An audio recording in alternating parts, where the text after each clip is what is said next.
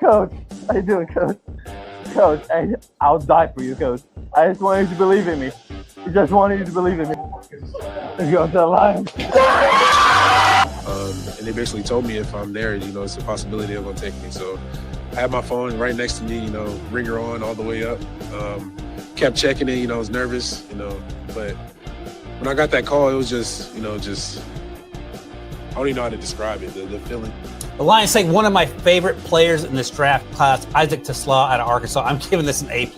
Almost 6'4", 214 pounds, ran a 4.43 in the combine. What's going on, guys? It is Aiden Hutchinson. What's up, man? It's your boy Amon-Ra St. Brown. Greetings and salutations to everyone out there in YouTube land. This is Dan Skipper, offensive weapon for the Detroit Lions. Make sure you all help support Lions Talk Live, Coach Dan, by clicking on that like and subscribe button. Everybody, woo! Well, greetings and salutations, everybody out there in YouTube land. I am your host once again, Dan Thornton, and I want to thank you all for making it in here today. Hey, it's Tuesday. It's Lions Talk Live. It is the off season, and we've got less than 2 months to go until we've got preseason action. We got training camp. We've got the coaching staff under the gun to make some real hard decisions. And you can see that with today's thumbnail. I'm going to make this as interactive, the main topic of the day with the Duke crew as possible, because I think we're all going to have to face maybe one of the hardest things you're going to have to do as a coach, either professionally, collegiately, high schooly, whatever level of sport you want to talk about. One of the hardest things that probably keeps most people up at night is who to cut, who to let go. Do you second guess letting this guy go, that guy go? Hey, am I making the right choice, wrong choice? It's tough as a coach to be able to look, especially when you've got a ton of talent. Like I believe we're all anticipating this year's Detroit Lions team is comprised of a whole lot of guys willing to battle that have some abilities that can be NFL players. And yes, unfortunately, at the end of the day, not everybody's going to make it. So we'll get into that during the main topic today. See what you guys have to say. We'll try to go position by position. If you guys have names that you think they're on the chopping block or in the battle to make the team or get out of here, go ahead and throw it in the comments section. There may be people I missed. There may be people I haven't considered. Let's see what you guys have to say about all of it. Before we get into that, before we get into the 5 headlines now, if you haven't yet subscribed to Lions Talk Live, please consider doing so. Making that push for 13,800 subs, and we are, 57 subs away from it. So if you can assist with that, I would be thankful and appreciative of it. Last but never least, if you can reach on down, it doesn't cost a dime. Hit that thumbs up button. That's like button, all the buttons out there. It helps the channel out. It helps anybody who runs a YouTube channel out a lot, because if we try to get every episode of the show between 200, 300, 400 or more thumbs up or likes, hey, YouTube likes, respects, I guess you could say, interaction. So if you get likes, you get comments, hey, it appreciates it all. One more thing real quick. If you are considering buying or selling property anywhere in the great state of Michigan, let alone the continental United States, go ahead and give me a call or shoot me a text. You see the number there on my screen, 269-998-2384.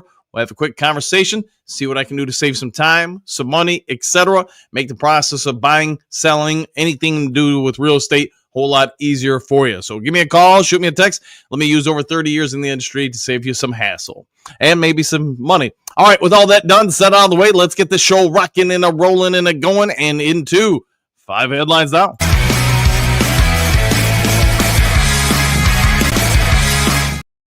All right, 5 big headlines now. Here we go. Off season.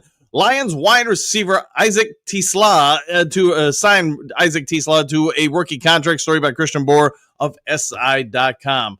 TeSlaa is, he's got a lot of promise. He's got a lot of size, a lot of speed, a lot of people just, taking in, I think, more and more why the Lions went and got for him. We all know the story probably at this point. The Detroit Lions, Brad Holmes got into a bidding war with seemingly about a quarter of the NFL to move on up, get this draft pick, take this kid. Yes, some big name teams want him. We get it. The Philadelphia Eagles, the LA Rams, and Denver Broncos. And I want to say there were 2 other teams. Whatever it is, the Lions got him. And so far, it sounds like he's living up to the hype. TeSlaa's rookie deal is worth, we'll just say $6.5 million over 4 seasons. The actual number is $6,664,000 $452. So, hey, there you go, to the penny. Breaking that up over 4 years, it's not a bad contract. The former Arizona Razorback was drafted in the third round, 70th overall. I think we all get that. Lions traded a ton of picks to get him. They obviously had a lot of belief in him, but so did, like I said, a lot of other teams. We know that the LA Rams were willing to give up a second-round pick to go get him. In his time in Arkansas, TeSlaa notched 62 catches for, we'll just say, 900 yards, 5 touchdowns. He spent most of his time as the slot receiver, but is expected to transition more at the NFL level with Detroit Lions to the X or outside role. We'll see if that holds true, but either way, I think we'd like to have him versus not have him. We're going to be talking during the main topic today, a lot of different guys that might potentially be cut or released from the Detroit Lions because of some of this year's rookie class and last year's rookie class. We'll have to pay attention to see if this kid pans out in time. All right, next to the 5 headlines now. Calls mount against Dan Campbell and Lions proposal before NFL owners meeting, Essentially Sports. This is kind of, in my opinion, a misleading headline, but as we probably all know at this point, about 2 months ago, the NFL apparently asked the Detroit Lions to propose a rule change how playoff seeding takes part. I'm not going to bore you with all of it, but in a nutshell, if you win your division, doesn't necessarily mean you're going to be the number 1, 2, 3 seed, etc. They're going to try to go to more of a format where, hey, just the best records get seeded. I think the caveat from my understanding of it is, though, if you win the divisional game or you win your division, you'll still be one of the top seeds. The exception to the rule is going to be if you're 500 or below, then it will just go and defer to your record. So if you guys remember a couple years ago, I want to say like 3-4 years ago, I don't remember what team it was, but I want to say it was with the NFC South. They won the division, got like the number 3 seed, even though they only had a 500 record. So I think the NFL still wants the value of the divisional games late in the year, trying to win your division and reward those teams for winning the division. But if you're just a bad team, they're going to take some of that shine away from you. I'm in favor of that aspect of the rule. I'm just going to tell you guys, I'm not in favor of, hey, if you're 10-6 and you won your division, you should lose one of the top ranked seeds versus a team that, say, is 11 and whatever, maybe second place in their division. The reasoning I have for that is in the NFL, there's just so much value late in the year with all the divisional games. I think if you can lose one of your higher ranked seeds just because your division may be tougher and maybe you win one less game than somebody else, I think that would take some of the product off the field or some of the shine on each divisional game late in the year. That's my opinion. So I like the fact that they put the 500 clause in that caveat. If you guys don't like it, though, don't be afraid. Share that in the comment section. Let me know your thoughts on it. I do think the NFL just doesn't want any more really bad teams being one of the better seeds in either the AFC or NFC. Probably talked too long on that one. All right, these Lions second-year players are set for breakout seasons in 2025. Sideline Report Lions, story by Josh Redball. So let's dive into this one. Boy, where'd it go? Hold on, maybe I can't dive into this one.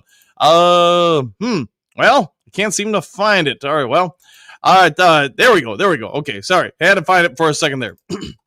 Couldn't find it on my screen. All right, let's go through 3 sophomores poised for breakout seasons. The first one, I think there's high expectations for him, is rookie year, kind of lost due to injury, and that would be Enos Rakestraw Jr. Rakestraw Jr., the cornerback from Missouri. Hey, we all get it. He came in with a lot of promise, but even during his NFL scouting combine, he was injured. He had a abdominal injury, I believe it was, maybe a groin injury, something like that. And even with that injury, you look at his RAS scores, you look at his 40 times, kid was off the chart. He was pretty dang good. So we get it. When healthy, and he doesn't have a pulled groin muscle or whatever it was, he's probably going to be one of the more athletic cornerbacks in the NFL. So what's he need at this point? He needs to stay healthy. He needs some more experience, more development. The Lions in recent days have come out and said they are going to put a lot of emphasis in developing him in the preseason, getting him ready for the regular season. I don't know if he's going to start, but you know what? It's his spot to lose.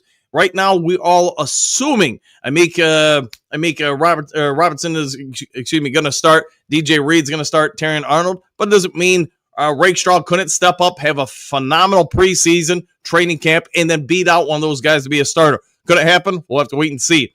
Next is Christian Mahogany. Well, I don't know. He played so dang well in limited snaps, limited games last year. I don't really know if we should say he's going to break out this year. Remember, whoops, there goes the screen.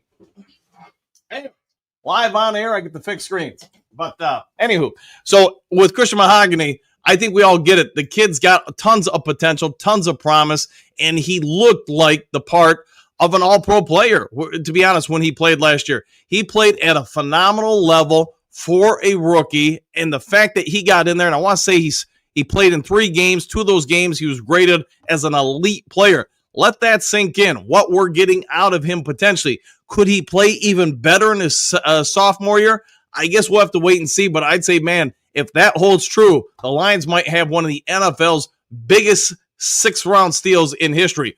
Pay attention to that. All right, and the last of the possible sophomore jumps, I guess you could say, is Mekhi Wingo. There's been a lot of talk by Lions fans going into the draft, going into free agency. Y'all get it, that, hey, we thought the Lions were going to invest a lot more than what they have in the defensive end spot opposite Aiden Hutchinson. Could it be some of that is they believe in Davenport? Could it be that they believe in Ahmed Hussein? Or could it be that they believe in Mekhi Wingo? Remember, this kid last year had some real shine, some moments. You could see a lot of the burst and absolutely why people want him. You could see he also needed some more development. They did play him at defensive tackle. They did play him at the big end, and you see a lot of similarity with what they're doing with him that they've done with Levi Onsarike and 20 other guys during their tenure here.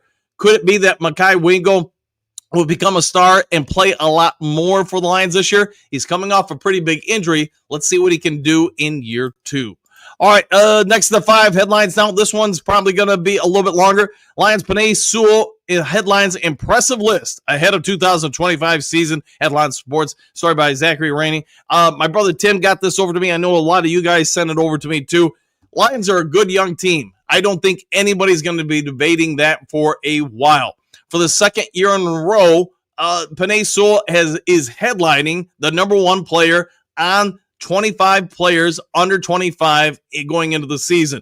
He's the number 1 player, and I don't think it's even close. You go back, you look at the redrafts that every channel runs, every national media pundit puts out for Penei's rookie or draft season. He's number 1 if you would redo a lot of those drafts. Now, with that being said, he's still only 24 years old. So there is the very real possibility he could be the number 1 player, 25 years or younger in the NFL, 3 straight years. And that's never been done before.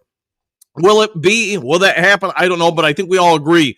There were some people, if you remember when he was drafted, that said, man, that was kind of a reach. He's got short arms, whatever you want to say. People threw shade at it. People questioned Brad Holmes, the Detroit Lions, the coaching staff, and the whole shebang-a-bang. And I'd say nowadays, everybody would say they might have taken the best player in the draft at number 7 overall. All right, there were some other Detroit Lions that came very close or made the list. Let's just go through the list here for them. Probably not a big surprise here for a lot of these guys, but if you guys didn't see the top rankings, let me go down the list here. Penei Sewell is number 1. Puka Nacua is number 2. Kyle Hamilton, number 3. Jaden Daniels, 4. Let's see. Trent McGuffey, Kansas City Chiefs cornerback, number 5. Jared Verse, 6. Let's see. 7. Will Anderson Jr. Brian Branch, Detroit Lions, number 8. Let's see. Robertson, running back for Atlanta Falcons, 9. Let's see. Jahmyr Gibbs, number 10. I was surprised, just my opinion, that Robinson beat out Gibbs. No disrespect. I guess you're kind of splitting hairs between the two, but I actually thought that Gibbs would be higher on the list, 1, and 2, probably the number 1 running back. Drake London was number 11 for the Atlanta Falcons. C.J. Stroud, 12. Hey, he would have been probably higher on this list if it wasn't for last year. Remember, last year kind of had a little some times of rough water. 13, Derek Stingley Jr., Houston Texans. Broderick Bowers, Las Vegas Raiders. Malik Neighbors, number 15, New York Giants. Devontae Witherspoon, Seattle Seahawks, 16. Jalen Carter, Philadelphia Eagles, 17. Christian Benford, Buffalo Bills, 18. Hey, going back to Carter real quick, remember, we could have taken him number 6 overall, but instead we got, apparently, according to them, the number 10 player overall by trading back. Plus, we got another player who could be on this list. Number 19, we said Lade McDonsky, Los Angeles Chargers. 10, Brian Thomas Jr., Jacksonville Jaguars. 21, Devontae Echie, Miami Dolphins running back. 22, Tyler Smith, Dallas Cowboys. 23, Sam I Am Laporta, Detroit Lions. So again, you could have had the 17th player by taking Carter. Instead, you got number 10 and 23 by trading back. I'd say that deal might have worked out well for the Lions. Cooper DeJean, 24, and then Kirby Joseph, Detroit Lions, 25. What do you guys think about all this? Now, if you look through the stories, it does sound like Jack Campbell would have made the list, except when the season starts, he will be over 25 years old, so they kept him off the list. I know Campbell took a lot of flack, or has taken flack, I should say, from multiple different Lions fans, channels, national media people, but take that also into a grain of, with a grain of salt, because according to these people at Pro Football Focus that are putting together this list, they have Jack Campbell as one of the top 25 people. If you were to make the list today, NFL season started today, he would be on that top 25 list. That would give the Lions 4 guys up there, if I'm doing the math right. Maybe it's 5, whatever it is. But you get it. A lot of Lions drafted players have made it up on that list. All right, Lions came very close to setting NFL record last week, but the benefits will still be felt from second all-time. A-to-Z Sports, Mike Payton with this one. We talked about this a little bit last week. I just figured I'd bring it back up because I know we're all talking about the Lions having one of the toughest schedules out there. Detroit is tied for the most net rest difference versus opponents going into each game since the 2002 realignment. So as you can see on the list, the 24 Ravens had the most rest between games, and it does seem like a wee bit. 25 Lions are going to be second all-time on that list. So if you don't know what this is about, let me walk you through it. Basically, the amount of time you get between game A and game B, and then over the course of the season, that holding true. Lions have been the beneficiaries of the schedule. I think the NFL said, hey, they're going to play one of the toughest schedules we've ever seen. We might want to make sure that they don't get ran over from a lack of rest. So, thankfully, unlike last year when we got beat up, got hurt all the time, we had one of the least amount of rests between game A and B repeated throughout the season. Lions are going to have a lot of different times where they're going to have a full 7 days off, or a couple different times where they have 14 days, 10 days off. They will have some time and some ability to rest up and get ready for that next game. And this season, you will not have any times during the season where the Lions go from playing 1 week and then facing a team who's had a bye week. That's a big advantage to me, at least in my opinion. All right, with all that done, set out of the way, let's get on over to the next segment of the show, and that is the main topic of the day.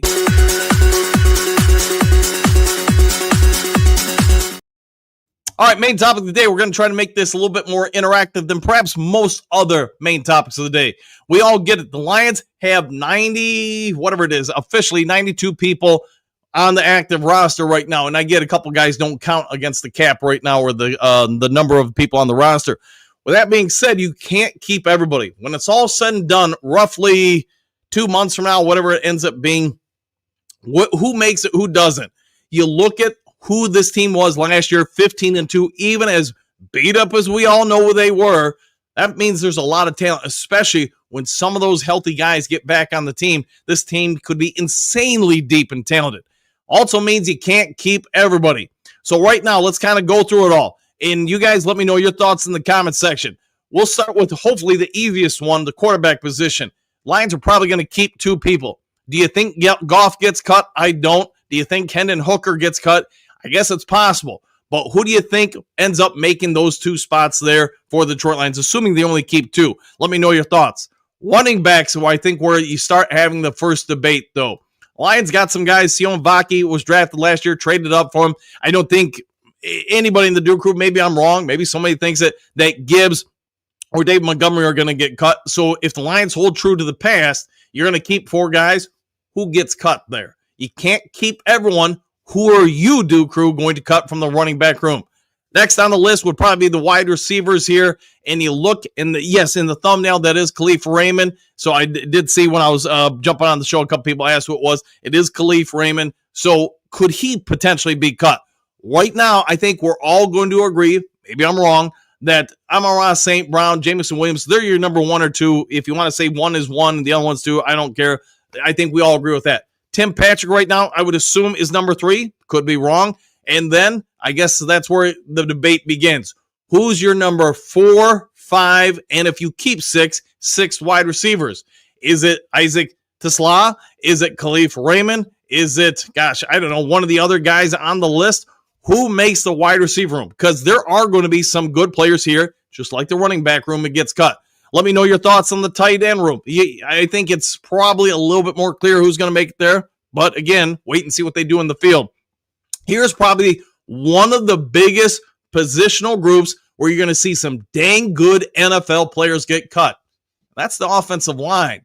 Think about all the known quantities we have on the offensive line. Now, I think we all agree, Taylor Decker, he's probably got a season or 2 left. He's probably going to make it. Penei Sewell, heck, man, he's second year on the road, the best NFL player under 25 years old. He's probably safe, I would say. But then you look at, Glasgow, could he be cut? Mahogany, the rookie last year, probably not going to get cut, but you look through all the names on the list and you'd say, man, you just drafted 2 guys. You got Frank Ragnow, you got Yodi, you got all these quality backups who have been here and done that in the NFL or with the Detroit Lions. This is where I think maybe Giovanni Manu, man, I didn't even mention him. This just maybe you're going to see 2 or 3 real quality players. Kobe Scoresdale, I didn't even mention him. Real quality NFL players get cut, or I guess could they be traded? Think about the battle for those offensive line positions. Somebody gets hurt, especially early in camp. That's really gonna kill some of their chances, I would think, to make it. Because if you can't be on the field, it's gonna be hard for you to win a spot on the team, I would think, unless you are Penei Sewell, Taylor Decker, or Frank Ragnow.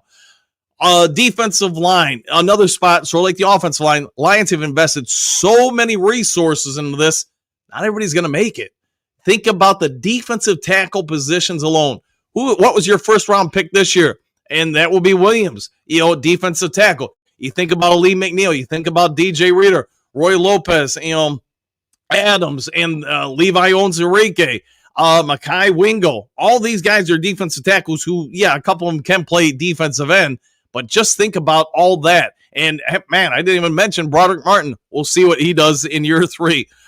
He's probably... Most of us are probably going to be, leaning towards him getting cut.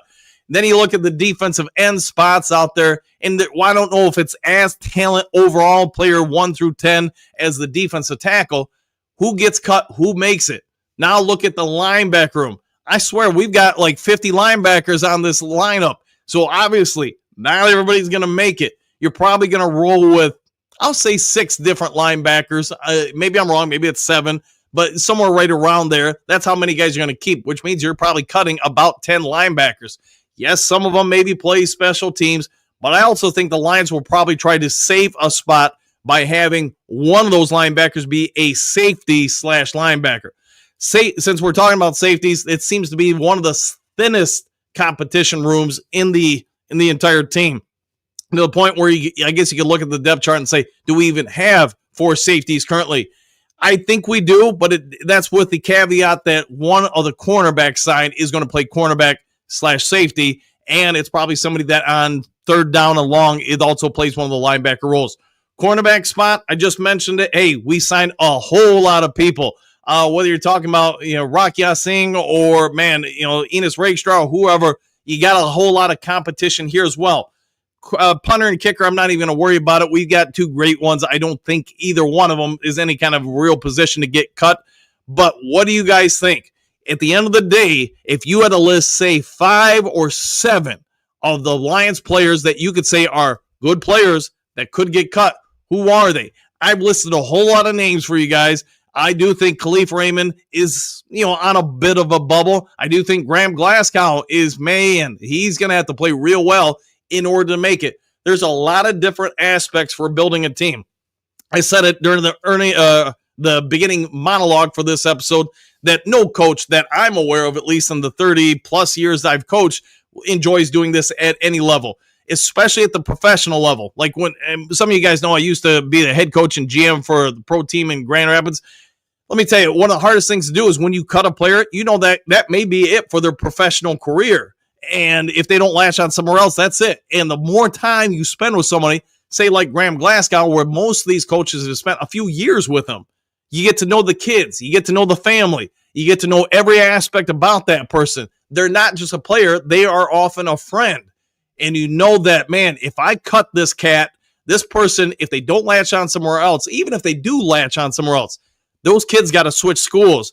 That wife, or whoever has got to get a new job. They're going to have to pick up and move maybe across country or in some cases other countries to find new employment. And that just weighs on you. I know at least it did for me. Maybe it doesn't for other people. But in all the years I've coached, this is probably one of the more stressful parts of the job is knowing you're terminating somebody's employment and their career. All right, I babbled on maybe a little bit too long all this. Let's go and see what the Duke crew has to say. I am assuming Ant-Man from Roar Lions UK will be here in about 4 or 5 minutes. So let me get through as many of you guys as I can before I get to him. All right, Michael D, greetings, salutations, coach and Duke crew, exclamation point, one pride, back at you, woo, and good to see you as always, Trim Reaper, good morning, coach and crew, exclamation points, woo, Alad of the Hun, who is that in the thumbnail? Khalif Raymond, so wide receiver, punt returner, kick returner, etc. for the Lions. Stephanie, good morning, boys, exclamation point, I can see the coaching staff having some really hard choices, yeah, you've been through it, you've been there for it, to make this season. Do we feel Brad will trade many of the would-be cut players? I think that's a strong move for the Lions, and I suspect just about every professional GM does that in any team. You do have a lot of guys that I think some teams would be interested in acquiring. The tough part is, just my opinion, I always use this rule, and it's not fun, but it's something you got to consider. If I've got two people that are relatively close at a position that I'm considering cutting, I'm keeping the younger player. One, because they potentially have more years in front of them. Two, typically, not always, they have a lower cost for the team. And at the end of the day, it is a business. If I'm budgeting a cap, I'm going to keep that cheaper player, so maybe I can have a little bit more leeway with another player. Clark Hun, I think it's Raymond. Yes, correct with that. Big Eddie, greetings, salutations. I can see Glasgow getting the boot. Yeah, I can see that too. Same with a few other vets. Sadly, just too much depth and talent. They are going to want to keep the younger guys, in your opinion. No, I think you're spot on with that. It's if the younger guys even, then they're leaving the vet behind. And that's the rule I've always used at every level out there. So see what shakes. A lot of the Hun, he wasn't important on. If he wasn't important on special teams, I would think he might be possible depending on Dominic Lovett's performance. Lovett's kind of, we do have a lot of different young wide receivers on the team. And basically at the end of the day, if somebody can supersede what Khalif is doing or even be relatively close, I think he's in a bad spot because of a number of different metrics for him. Okay, morning, Duke crew. Coach having technical difficulties only when the screen drops down. So, yes, when the screen drops, some difficulties. Let's see, Trey Tipton. What's good, everybody? Martin and Colby have about zero chance to make this team. We will keep 5, maybe 6 receivers. So maybe Khalif makes it. Maybe. I mean, he's got speed. He does have some value on special teams, not just on offense. So you're probably right with that. Anymore, good morning, Coach Dan and Duke crew. What a team. What a podcast. What a time. Be a Lions fan. Woo! And back at you. Good to see you as always, Henry. Stephanie, what do you mean, Hookadoo? We'll find out what he means. Gary, good morning, Dan and crew. Same to you. Hookadoo, is it, it's just the thumbnail I'm seeing, Stephanie? Yeah. Thumbnail is up and at him for you. Hookadoo, I just woke up, Stephanie. My brain, it happens, man. It happens. Let's see, Henry Moore.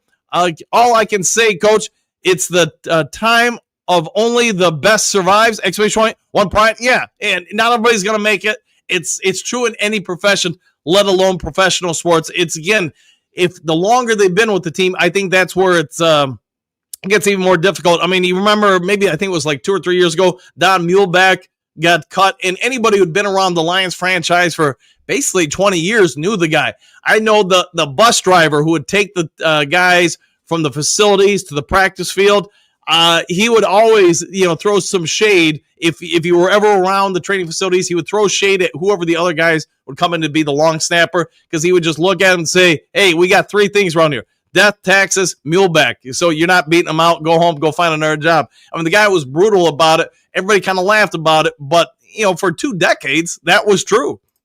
Stephanie, seems okay to me, but maybe I'm missing something. Laughing out loud. Yeah, 100%. Amy Spry, good morning. Dan and Duke crew, exclamation point. Welcome to the Best Lions podcast. Thanks for that. Everyone, make sure you hit the like button and the rest of the buttons. Woo! Sheila, you want a Sheila? I'll give you a Sheila. Why not? Let me just scroll on the screen and get you a 1, 2, and a 3. I got to find it. Where is it? Here it is. And there you go, Sheila. Oh, Sheila. Let's see. France, good day all. The sad part of success, cutting good players. Man, you are spot on with that, man. One more thing, Coach. If you're second place, you're the first loser. Go Lions. You're all right with that. You are the first one out the door, maybe. Trimmer, looks like St. Brown thumbnail to me. No, it's Cleve Freeman. Yeah, correct. Cleve Freeman. Hookadoo. You know you're not missing anything, Stephanie. I didn't look at the clock. I didn't see it wasn't 7 a.m. yet. Okay, gotcha. All right, guys, it is about that time to bring over a special guest of the day. You know him, you love him. He is the guy from the other side of the pond, a guy from a different time zone, all that kind of stuff. Let's go over and get over to Anthony from Roar the Lions UK.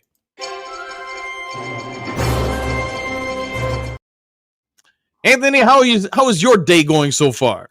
Hey, I'm doing good, thanks, Stan. I'm into about my 30th day in a row of pure sunshine, no rain, no nothing. It's great. I'm living the life over here, like I'm living in Spain. While you are living the life, if you're in Michigan, you've been under attack for about a week now from different storms and tornadoes. So enjoy it, man. All right, let's talk about the main topic of the day today. Hey, we get it, man. The Lions appear, at least on paper, to be pretty dang deep. Also means in roughly 2 months or whenever the actual timeline is, Lions coaching staff is going to make some hard choices at different positions. Your opinion, where are some of the biggest positional battles for this team? I mean, you'll be looking on the offensive line, I guess. You've got a lot of rookies knocking around on the offensive line. Are they going to bring in more vets to challenge for some of those? Are they going to have to start letting some of these guys go eventually? Because there's only so many you can take. You need proven depth on that line. So, you know, guys like Colby, I think Colby's potentially in a lot of trouble if we have the tackle depth there. So I would think there's going to be some issues. And then other than that, I mean, it's really hard to say. I don't think there's many others where I'd expect to see a lot of big shocks. I think the roster's pretty much fleshed out. There's not that many positional battles that are getting fought for. I think it might be a few depth players who are pretty decent who you might let go, but I don't think we're going to see anything too shocking. So you look at you already mentioned the Lions offensive line, so let's go there. You know, there's been talk that, hey, could some of these incoming rookies, you know, Ratledge or Frazier play the backup center role? If one of them really emerges there, do you think that means it's the end of times for Graham Glasgow as a Detroit Lion? Potentially. I mean, I guess that's what you're still keeping him there for. I mean, it really depends. I mean, there's the quality depth option there. Obviously, you want him to be a starter with the money that he's on. And I think it's up to one of them to beat him out at a guard position first. I think that's the most important thing. If one of the rookies looks better at guard, if Ratledge comes in and looks better and Mahogany carries on playing well, then I think he's really under pressure there. I don't think it's so much to do with the center stuff. I imagine it's if he's beaten out for a guard spot, then he's going to be in trouble. So when you look at how about the quarterback position, I would assume just about all Lions fans, maybe I'm wrong, I think Jared Goff will be the incumbent starter. But do you think Hendon Hooker for sure is going to be the backup, or do you think there's an opportunity for somebody else to be the backup quarterback? I think the backup quarterback position's always, you know, under suggestion. You know, I think they're always going to be a battle for it. I don't think Hendon Hooker's done anything to outright lay claim to it. That's why they keep bringing these guys in to challenge him. I mean, in an ideal world, he wins that spot. You know, we all want that. We all want him to do well, and we all want him to be a good level backup here. But I think that's definitely it's definitely one that's not decided yet. And if someone like Allen or that comes in and outplays him over the preseason, then it's going to be very telling. I think the preseason is going to be really big for him. He's got to do well. And, you know, we've got the Hall of Fame game as well. So you've got 4 games there, 4 preseason games to really, you know, that's a lot of snaps. That's more than enough of an audition to prove yourself for it. So, I think that spot's well and truly open, and no one's penciled in there yet. Just because you mentioned the fact that we have 4 preseason games this year, in the past, MCDC really hasn't put the starters out there more than maybe a couple snaps here and there. Do you think that could change this year with the new OC, the new DC? Do you think maybe the first preseason game or 2 or whatever, that maybe there's some temptation from this coaching regime to play some starters just to get them more acclimated for the regular season? I think you have to. I mean, we always keep getting told that, oh, you've got to wait until a month in season till they're all, till they're all like firing fit and everything's, nailed down. And that I do think a bit more time in the preseason will be good for them. And look at the start this year. Like the start's brutal for us. Like the road games we've got so early are brutal. We've got NFC North matchups early. Like it's not easy that start for our season. So I think you do want to gain a bit of familiarity there. Like Dan says, been in pads, full contact. It's the best way to learn. And it's the best way to get yourself ready and acclimatize. He said that during Hard Knocks it was, in that first year, he's like, I wouldn't do it if I didn't have to, but it's what we've got to do. So I think they do have to give him time in the preseason, especially with 4 games. Obviously, that is a big sample. So I want to see all the fringe guys out there. I want to see Colby play every game. I want to see Broderick play every game. I want to see the rookies get plenty of time out there. All these fringe depth guys, I want to see them play a ton of stuff. But I think time needs to be made for the starters and not just one series here. One series does nothing, like absolutely nothing. We've done that in preseason before. It doesn't make a difference. So I think they do need to give them some time. And as we saw last year, injuries happen any given week. Screw the injury risk. It can happen even if we don't play them in the preseason, as we saw last year. So you just because you did mention them, Kobe Scoresdale, Broderick Martin, it sounds like if most Lions fans were pulled, these guys would probably be really on the chopping block to make the team this year. Do you think there's any chance either one of them are on the 53-man roster when the season rolls around, start of week 1? See, Colby's best chance has been tackle depth because we've got no tackle depth whatsoever. Like at all. So his best bet is going to be making it as if they move him back to right tackle and they use him as depth there. Broderick, I think possibly he's safe because Aleem's hurt. Mekhi Wingo apparently is not going to be ready for the start of the season. He's still really hurt as well. So I think he's able to make the rotation. And again, you're coming into year 3 with these guys. So I think you at least want to try and give them that year 3. This is the year now where they need to put up or shut up. So I would like to, we've wasted 2 years on both of them so far. We don't want it to be for nothing. So I can certainly see a route for both of them onto it. Obviously, if they don't perform in the preseason, then no, they're gone. They'll need to earn it. But there's definitely routes for both of them there. It's just going to require a lot of hard work. All right, yesterday you probably saw it, or yesterday or today, earlier today or whatever, maybe for your timeline. But the Pro Football Focus released their 25 players under 25 years old, and again, Penei Sewell was number 1. Lions had a bunch of players. Part of that on that list, you saw Jalen Carter. I want to say number 17, but Gibbs was number 10, and Sam Laporta was like 23 or something like that. When you see that at the end of the day, do you think the Lions ultimately won that trade, or should they have stuck to their guns and taken Jalen Carter? I look at it, I think we're in a very healthy position. I mean, one thing I didn't see on that list was any single player from another NFC North team, and yet our window's closed. We're washed. The other 3 teams couldn't get a single player on there, and we got 5. Like we're just beginning to reach our powers there. I think we've not lost any trade so far. I don't think we've made. You go back to the Stafford trade and everything. I think that's worked out very well for us to put us in a position where, Dan comes here. I think when Dan first got here, if we said, well, 4 years later, we're going to be a perennial Super Bowl contender and we're going to have a young nucleus, which is going to keep us going for maybe the next 10 years, I think we'd all have taken that. And I think that means the decisions you've made overall have been the right ones. People seem to forget that. It's easy to put these little trades in isolation and say we made a bad decision here, whatever. But you have to look at the overall picture. GM's not going to win on every single decision he makes. I think overall Brad's won way more than he's lost. And I'm quite happy with where this team's at. So no, I'd rather have this team. And I think we'd all rather have this team we've got here. So it does appear, 2-part question here. Let's just go at one time, make it easy on you. The wide receiver room could be a bit of a competition to see who makes the 5 guys who will be wide receivers for the Detroit Lions. If you had a guess right now, who would the 5 be? I mean, obviously you'd have Amon-Ra, you'd have J-Mo, You'd have Raymond. You're probably going to take TeSlaa with you. I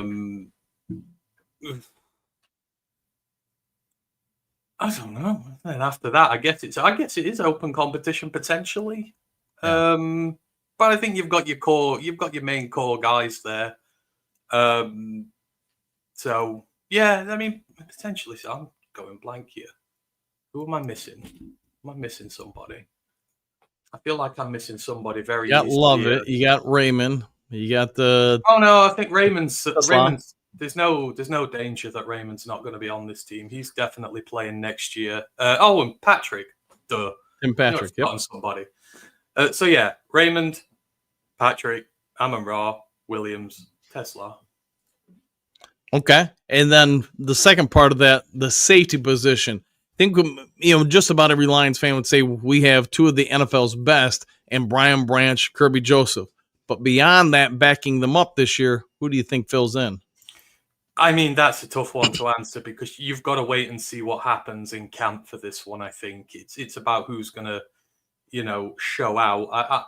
Lawrence Strickland's had a year in the system. I think he did well last preseason. I think he's shown that he can be a good part for this team. So I would fancy and say he might have an inside track for it. It would not surprise me if they added a bit of veteran depth to that room before preseason. If we're going to make any additions in free agency or trade, I would think safety is going to be high on that spot. Obviously, Dan Jackson, you would like to think he will take a chance there, but he's a 7th round pick for a reason. And them making the team is tough. So that one, I just wouldn't be able to tell you until we see how they do in training. But I reckon Strickland will be on the team. But outside of that, yeah, it's going to be tough. Okay. Last question I got for you, then I'll let you get out of here and on to your day, enjoying all that sunshine. Zadarius Smith. I mean, there's been all sorts of talk. Brad Holmes has come out and said, hey, we've offered him a contract. The ball's in his court, whatever you want to say. End of the day, what do you think it is when the season kicks off week 1? Do you think he's back on the team, or do you think he's playing somewhere else? Again, it's tough. You just don't know. I mean, at the end of the day, we've cut him. And, we've cost him money. And, I don't think we're going to be his first choice to want to come back here. Obviously, he's perusing his options. I mean, if he's not going to do it soon, I'm more a fan of getting these players in for training camp and giving them as much time in. So if he's still non-committal in a few weeks' time, I'd move on and go somewhere else, because you want these guys to have as much time with the team as possible. This is too critical a season for us to be adding loads of players right before the season and him waiting all summer to make a decision. So I don't think he's that valuable that we can afford to wait that long. You've still got guys like Judon and Clowney and stuff like that out there that you can go after as well. So I don't know. I think the longer this goes on, the lesser the chances are. And I don't want it to go on too much longer. I want it to come to a very swift conclusion. We need the new edge in the room, and we need them to get as much training camp with us as possible. Okay. All right, Anthony. As always, I want to thank you for jumping on the show. You got a big sunny day ahead of you, so go enjoy it. Why don't you go ahead and give yourself a shout out to everybody where they can find you, your awesome work, and help support you and your content. Yeah, you can find me at Roar of the Lions UK. We're a group of Detroit Lions fans from across the pond. So if you want to come and get your Lions news and views from a British perspective, then drop by and say hi. We're live on Mondays, Wednesdays, Thursdays. You can catch us on game days. Just drop by, say hello. More than happy to chat with you all. So yeah, appreciate you as always, Dan, and the Dew crew. Hope you have a fantastic day. I'm going to go out and enjoy the sunshine again and have fun. So yeah, all take care. Have a great one, man. And again, we'll see you next time.